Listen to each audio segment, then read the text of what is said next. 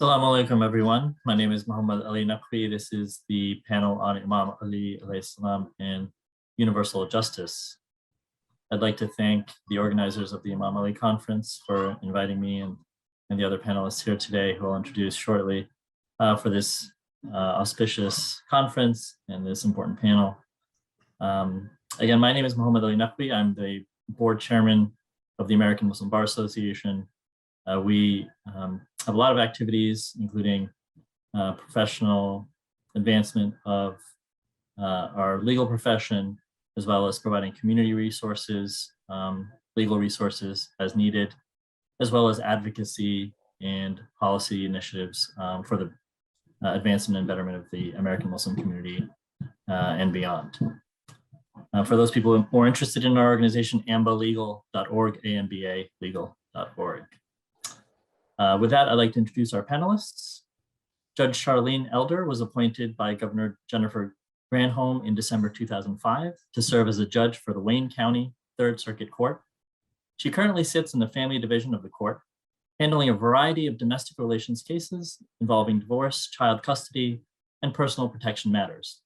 Charlene is one of the 3 judges who helped initiate the Domestic Violence Prevention Court, designed to offer a wide range of services to victims of domestic violence who obtain personal protection orders against their perpetrators. Elder is the first Arab American female judge on the Third Circuit Court. She's also the first female Arab American and Muslim judge in the country. Welcome, Judge Elder. Thank you very much. Wa alaikum assalam, Brother Ali. Thank you for inviting me here today. I truly appreciate it. I'm gonna let you get through your introductions first. Great, thank you. During his 16-year career in practice, Judge Turfe litigated many matters through trial, including matters before the Michigan Court of Appeals and the Michigan Supreme Court. He also practiced before the United States District Court for the Eastern District of Michigan. In 1998, he was appointed to serve as the City of Dearborn Heights Zoning Board Commissioner. In 2006, Judge Turfe campaigned to fill a vacant judicial seat on Michigan's 20th District Court. He won this election, becoming one of the first Muslim American judges in the history of the United States of America, next to Judge Charlene Elder of the Wayne County Circuit Court. He has held this position since 2006. Welcome, Judge Turfe. Wa alaikum assalam, Brother Mohammad. Thank you very much for that kind introduction. I'm honored and humbled to be included in this panel with my respected colleague, Haji Judge Elder, and you, Brother Mohammad. I also would like to thank Sayyid JawadQazwini as well for extending the invite to me. Sayyid Jawad and his team do an outstanding job putting this Imam Ali conference together, and this year is no exception. He's doing an amazing job. Thank you very much. Absolutely, very important space, inshallah. I'm looking forward to a fruitful conversation.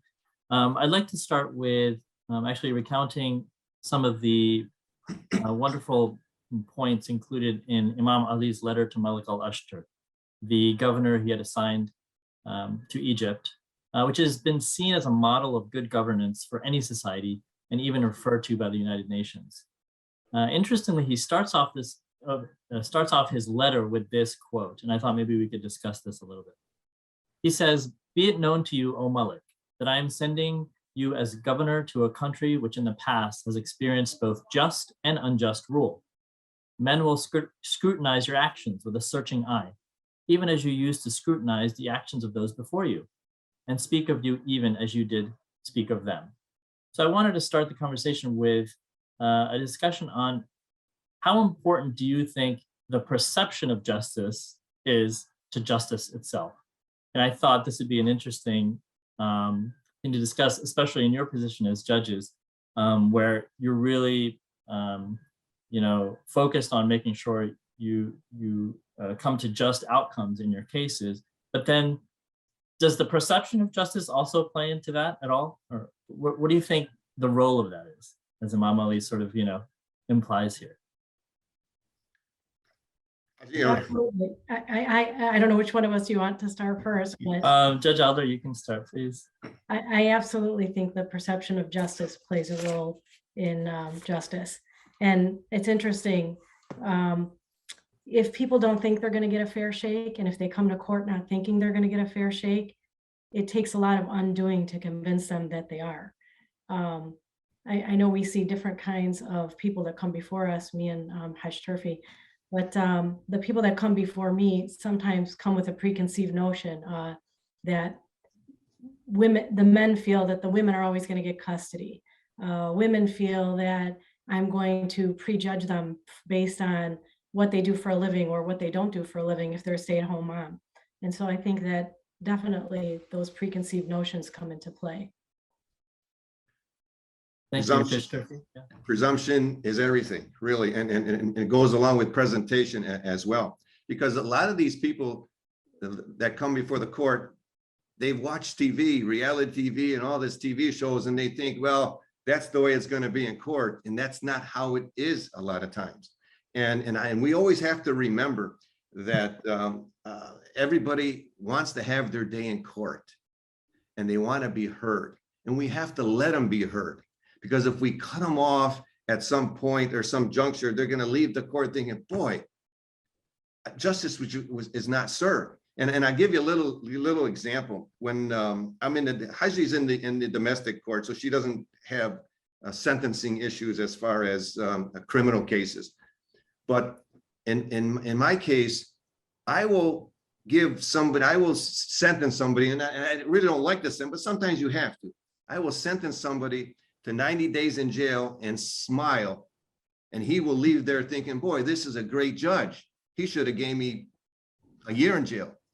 I will sentence somebody for 1 day and be mean about it and not smile, and he'll leave there thinking, boy, this judge is terrible. So the presumption is very, very important. But I've learned a long time ago that you got to give people their day in court. And just because people come to court, they're not bad people. And we're all human. We all make mistakes. And look around, pointing my thumb right at myself. And I recognize that. So when the people come to court, a lot of times they just want to be heard. And we give them that avenue. And the Haji is amazing at it. And alhamdulillah, in the district court, that's what we do. We engage. We are the people's court. And so we have to engage with the people.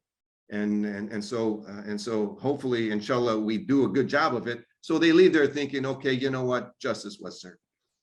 Yeah, no, great points. I think a lot of people in American society are often scared of the law or scared of courts. And I think, we in the legal profession think, this is the way you resolve disputes that can't be resolved by people by themselves, right? And, long time ago, people used to resolve these disputes by fighting and physical violence and other things that are not good. So really the rule of law, right, is an advancement in civilization, right? Yes.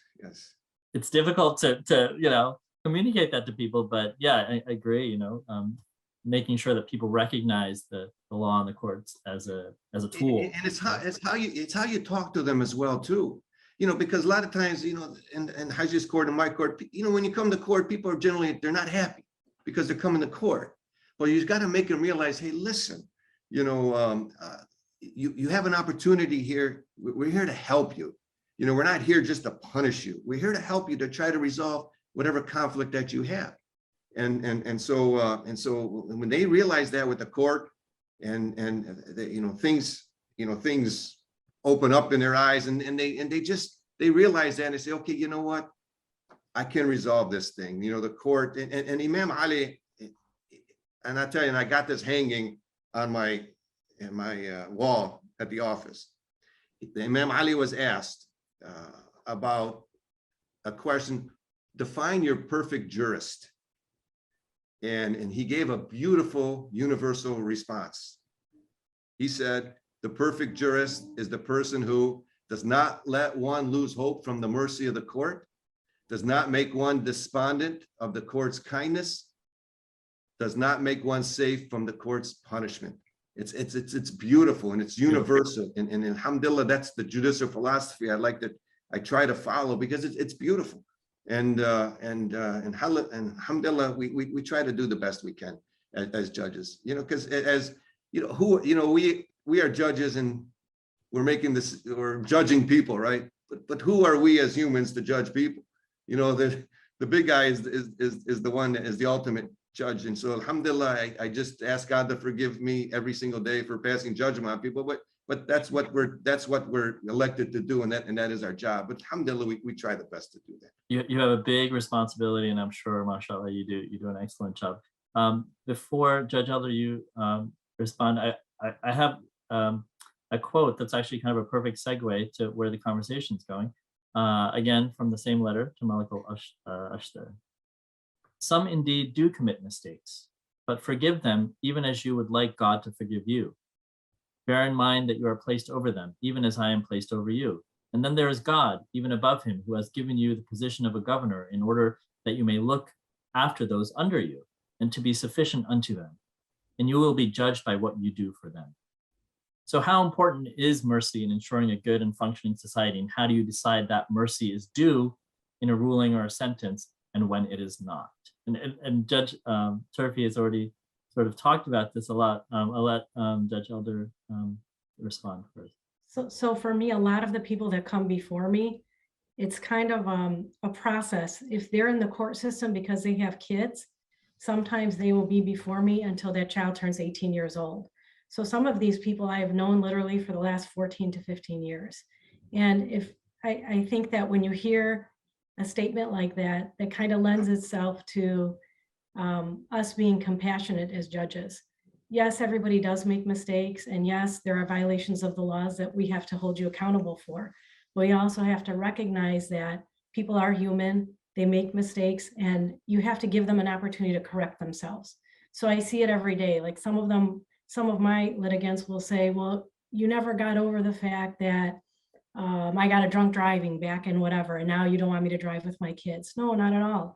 You know, from my end, I just want to see you go through the programs and do the things that you need to do to make yourself a better person and a better parent so that I can trust that you can drive again with your kids. And whatever you have been prescribed through the district courts to do, I'm going to make sure that you do those things. And once you've completed those things, I'm not going to sit and pass judgment on you anymore. If your district court judge has decided that you can drive again, I'm going to let you drive with your kids. I may make you attend a couple extra programs, but I think you have to show compassion for the people that come before you. You have to recognize that they are human. People do fall off. I tell a lot of my parents who have drug addictions or alcohol addictions that this is probably not going to be the first time you fall off in the next 10 years that you're with me, but we're going to get you through it. And we're going to figure out a way to make sure that you don't lose your kids. Because if you're not compassionate in that respect, you're only hurting the kids in turn. So I think that showing compassion for others, you know, being fair to the extent that the law allows us to be fair is very important.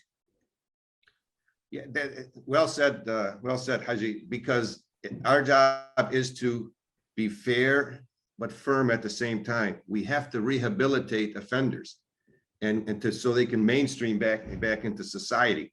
And like the Haji said, we are human. We do make mistakes, but that's okay. You know, we may have these hurdles in front of us, but we have to sort of nudge them and push them and put them on some type of a program where they will mainstream. And most people, the recidivism is very, very minimal in our court because right. Alhamdulillah, we do have programs for them, and they understand it, and basically they're just asking the court to help, because unfortunately society hasn't helped them, their friends haven't helped them, and I'll tell you, and I get this a lot. I have a young man or young lady in front of me, and they said, well, you know what, I was with my friends and my friends did this to me and this and that. I says, well, turn around. I says, where are your friends now? They're not there for you. So were they really friends? No. So and a lot of times, sometimes the parents have a hard time dealing with them, so especially the children. But alhamdulillah, we do have programs that can help help them and nudge them and push them along on the right path, and that's why the court system is good in that respects. So that's wonderful. Yeah, I think the the social programs being connected to the court system is so important, and hopefully that's a trend that spreads across the country, that happens. Another the last quote I have, I think, is another good segue from what we're talking about. Regarding the poor, Imam Ali alayhi salam says, "For God's sake, safeguard their rights. For on you rests the responsibility of protecting their interests. Assign for their uplift a portion of the state Baitul Mal, wherever they may be, whether close at hand or far away from you. The rights of the two should be equal in your eye. Do not let any preoccupation slip them from your mind, for no excuse whatsoever for the disregard of their rights will be acceptable to God. Do not treat their interests as of less importance than your own, and never keep them outside the purview of your important considerations, and mark the persons who look down upon them and of whose conditions they keep you in ignorance. So especially in a society that we live in, seems to be, sort of more material, very highly capitalist, and often the needs of the people of less means are overlooked. So how do you think we in the legal profession and followers of Imam Ali alayhi salam more broadly can bring greater awareness to the rights and needs of the poor in our society? That's a very beautiful saying by Imam Ali, because in this society everyone says, well, if you get a really good lawyer you're going to get off the hook, or if you have a good lawyer then they're going to get child custody in the Haji's case. I never really believed in that. We have in the system here, especially in the state of Michigan, every defendant has a right to court-appointed counsel. Okay, now I know it's when I says court-appointed and you're not getting the best counsel, but believe me, lawyers are lawyers. They take an oath to uphold the law and to do what's best in the interest of their client. So every person, no matter what, has representation here in the state of Michigan. Okay, and probably throughout the whole land. So in that sense, somebody is not going in blind in court. And in my court, I can tell you that everyone gets a lawyer that needs a lawyer. And I know a lot of time with the rubber band principle, I stretch, but I can't break. But judges know that, hey, he needs a lawyer, she needs a lawyer, and then we quickly appoint them a lawyer, and we stop them from saying something that can be used against them. And I know, Haji, we're up against the time, but oh, it's okay. I just say quickly that in the family court, unlike in the criminal court, you're not entitled to an attorney. So a lot of times we have people appear without counsel, and that can be real difficult. And where you get the other side who has money and they appear with counsel, and the other parent has no counsel. So it's really just a fine line of making sure everybody gets to be heard and everybody gets their day in court, and their fancy lawyer doesn't make, no disrespect to the fancy lawyers, but doesn't interfere with their opportunity to prevail in their case, Absolutely. Yeah, no, thank you so much. I think we're up on time, and even though it was short, but I feel it was fruitful, and inshallah it was fruitful for the audience members as well. Thank you so much again. well, thank you, Brother Mohammed. Thank you, Haji. Thank It was you. an honor for us. Thank you both. You're welcome. Likewise.